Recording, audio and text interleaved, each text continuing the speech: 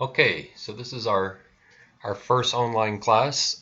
Each class will be about an hour, and I'll break it up into 3 videos. So each video will be 15 to 20 minutes or so.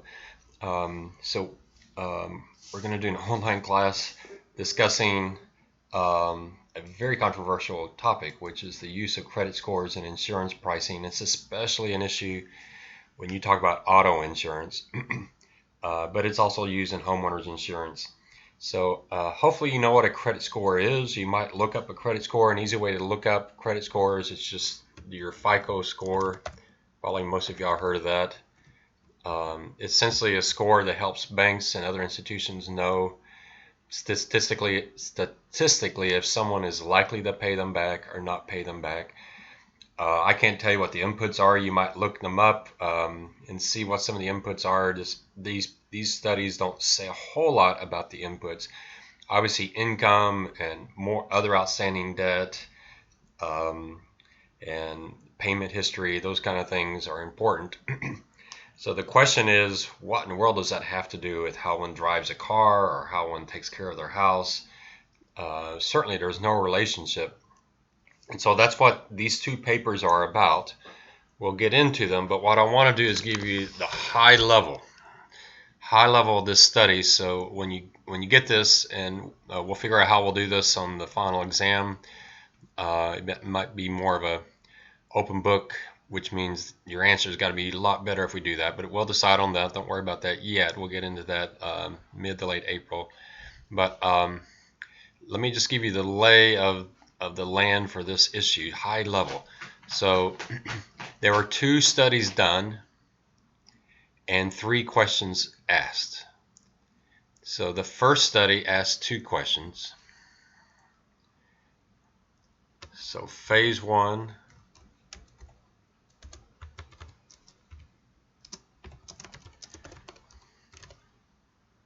and so phase 1 of the study asked 2 questions.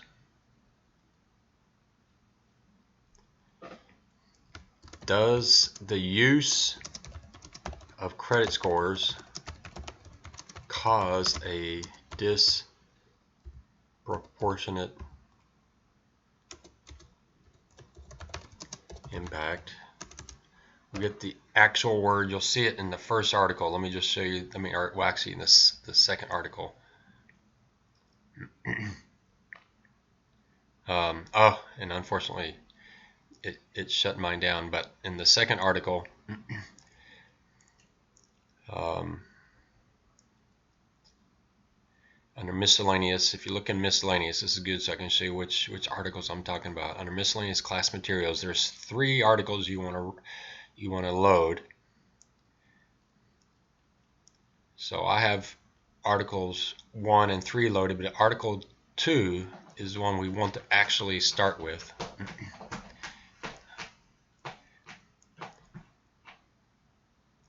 And this is where you'll see some of these key terms. Actually, the very first part of this, we'll look at this and get into it.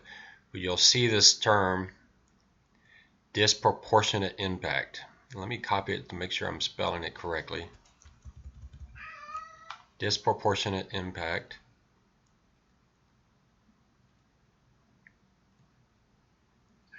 I'm sure I didn't spell it correctly there, so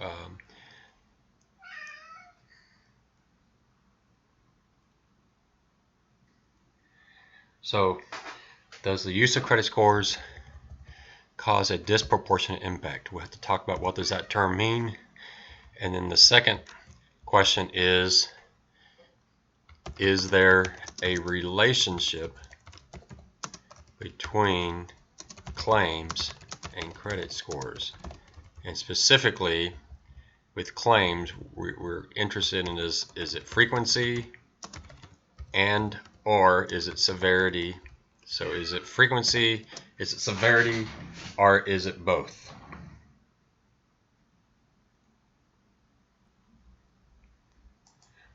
All right, so is there a relationship between claims and credit scores? So that's the second question. That was phase 1 of the study. And then Phase 2, based on their answers to Phase 1, they asked the last question.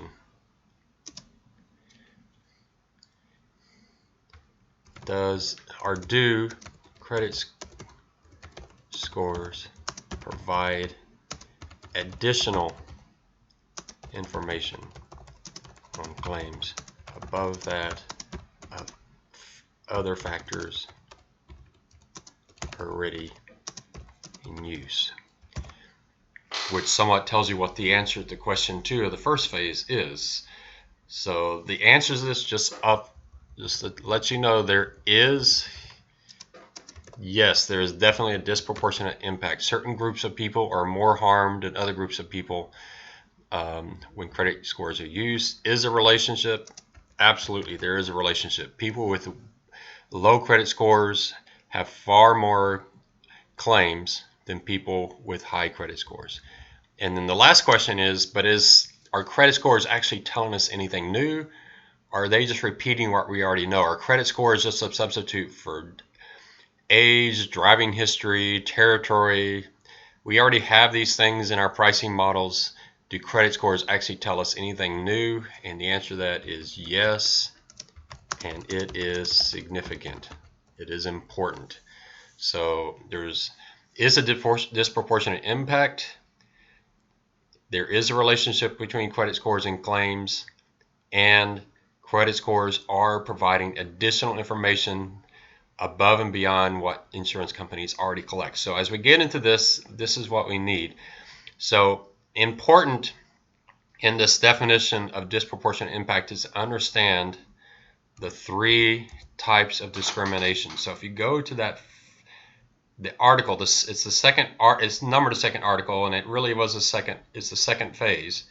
So the first 2 articles, the first one is phase 1 of the study, the second article is phase 2 of the study.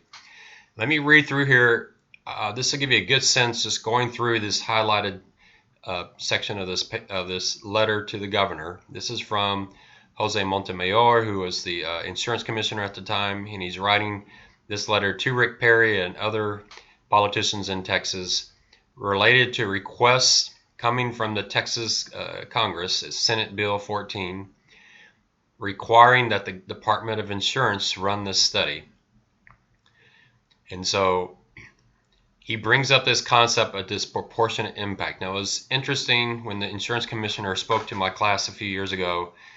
He does not believe there is a such thing as disproportionate impact. He thinks it was a made-up term just for this study. It's interesting in this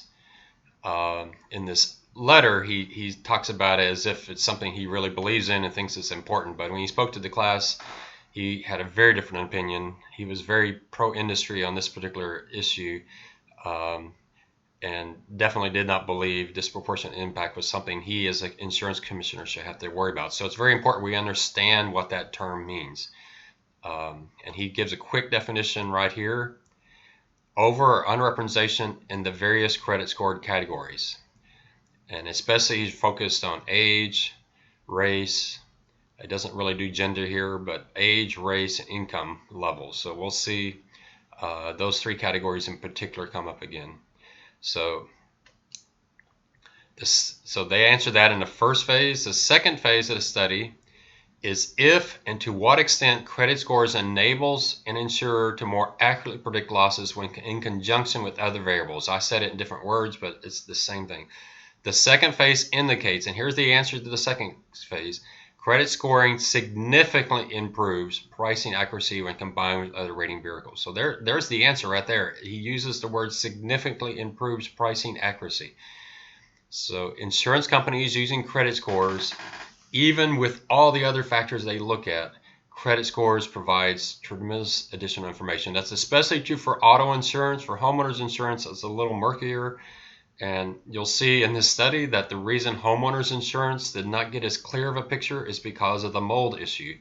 The mold issue disproportionately hit wealthier households, and because of that, it has somewhat distorted the results of this study. But for auto insurance, very strong relationships between credit scores and how many claims someone files on their auto insurance. So here's the important paragraph because it gives us some very important definition.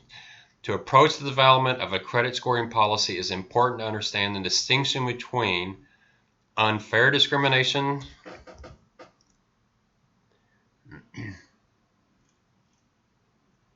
unfair discrimination, intentional discrimination, and disproportionate impact. So I would copy all those in if my computer would let me, and it's just not going to let me. So unfair discrimination, let's think about each one of these. So let's think about the three types of discrimination, and then we'll figure out which ones are legal and which one is allowed.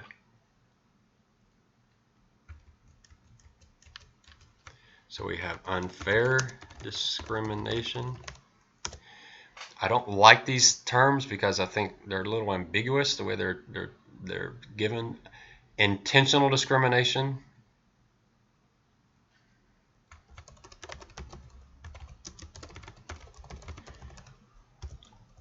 So intentional discrimination, forgive my spelling, and disproportionate impact. All right, so I'll just tell you up front, the first two are illegal, the third one's legal. So unfair discrimination, if you look at his definition, unfair discrimination to be the unequal treatment of individuals in the same class or hazard. So unfair discrimination is treating people in the same risk group differently,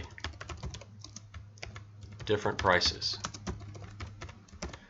So essentially say, okay, these 5 people, they all drive the same, but I don't really like that person, so I'm going to charge him more, I'm going to charge her less because I just don't like him. He has blonde hair, I don't like people with blonde hair. I have no data to support that blonde-headed people drive worse than brunettes, but I don't like blonde-headed people, so I'm going to charge them more. That's not legal. You must have actuarial support for all pricing differences. You must be able to prove that one group has higher frequency and or higher severity than another group in order to charge them more. So that's unfair discrimination. Let's look at their definition for intentional discrimination. On the other hand, intentional discrimination is classification and discriminations based on race, color, religion, national origin. So race, color, religion, national origin.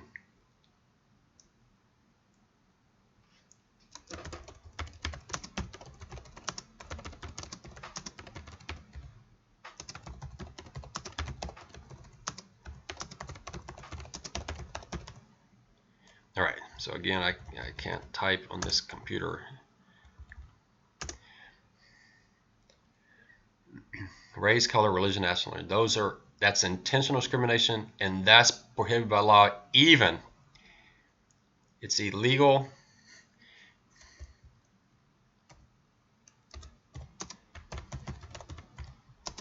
even if supported by actuarial data. So those first two, and I actually think that to me they're switched. To me, intentional discrimination sounds more like the first one, and unfair discrimination sounds like the second one, because in the first one you're intentionally discriminating against someone just because you don't like them. The second one you're unfairly discriminating against someone because of their race, color, religion. So I'm actually not real picky. Hopefully you won't mix these up in your discussion, but I'm not going to be overly harsh because I think they're a little bit messy definitions. Disproportionate impact is a lack of symmetry or unequal percentages. In other words, disproportionate impact is an uneven distribution by each racial group with any given risk factor although the uneven distribution is not caused by one's race. So what's that saying is we're using credit scores. The use of credit scores might mean that certain people of certain races will pay more in insurance because we're using credit scores, because certain groups tend to have different credit scores. So he makes an important comment next, and this is very, very important to get into your notes. All factors used in insurance have disproportionate impact to some extent. Everything we do in insurance, there's going to be some skewing just because different groups of people have different backgrounds and activities, and so it may not be huge, but there's always going to be some small disproportionate impact on any of these things. So if we did not allow disproportionate impact, we would have to ban all risk-based pricing and revert to a system where everybody's charged the same price no matter what. And that would harm all people, because then insurance premiums would essentially go through the roof because only risky people would buy insurance. And we'll talk about that later. So he says, as a commissioner, I have the authority to end practice that is unfairly or intentionally discriminatory. However, I do not have the legal capacity to ban a practice that has a disproportionate impact if it produces an actuarially supported result and is not unfairly unintentionally discriminated. Now he says this, I don't get the impression when he talked to class he actually believes this next sentence. So I think there's a little bit of politicking in this letter. But he said, prior to the study, my initial suspicions were that while there may be a correlation to risk, credit scoring's value in pricing underwriting risk was superficial, supported by the strength of other risk variables. Essentially what he was saying is the answer to the question 2, whether there's a relationship between credit scores and claims, the answer to that is yes, but he thought it was a weak yes. And the answer to the third question is, do credit scores provide additional information? His answer to that was no. He didn't think that was going to be the answer. I don't think he actually believed that, but I'll leave it to him. That's what he's got here. Hence, there would be evidence that credit scoring was a coincidental variable. That is, it's just a substitute. I love he uses this word surrogate. It's a substitute for a variable that's not allowed. Maybe credit scores is a substitute for national origin or race or religion. If this were proven to be the case, I would have a legal basis to make the connection between disproportionate impact and intentional discrimination and either ban credit scoring outright or adopt an allowable rate difference of 0. The study, however, did not support those initial suspicions. Credit scoring, if continued, is not unfairly discriminatory as defined in current law, because credit scoring is not based on race, nor is it a precise indicator of race. And this is very, very important to put down into your discussion here. It is true certain races tend to have different credit scores on average. However, if you look within a particular race, let's say we have a race of green people. If you look within a particular race, green people might on average have lower credit scores than purple people. But if you look within green people with high credit scores have better driving records than people with low credit scores. So within a race, the credit score still works in distinguishing drivers within that race. And that's essentially what he's saying. So credit scores are not a substitute for race, because people of different races within a given race have different credit scores, and those credit scores are predictors of how people drive in that race. So there's the letter. That gives us a good introduction to what we're going to be doing here. So what we'll do next is we'll jump back to the first article, and I'm just going to go through quickly some of the highlighted sections just so you understand, and then we'll go through some of the highlighted on the second one. There's some key terms in here, I think some pretty interesting things, especially for the actuaries in the group to understand, and I think getting through this will open your eyes to the entire pricing process for actuaries. I know this is an old study, but I really like it because it does bring up some stuff that actuaries deal with on a daily basis. So I think you'll enjoy the study, even though it is controversial and it might be a little bit touchy in places. So just keep an open mind to this is something that actually happened in Texas, and gives you a good insight into the insurance industry.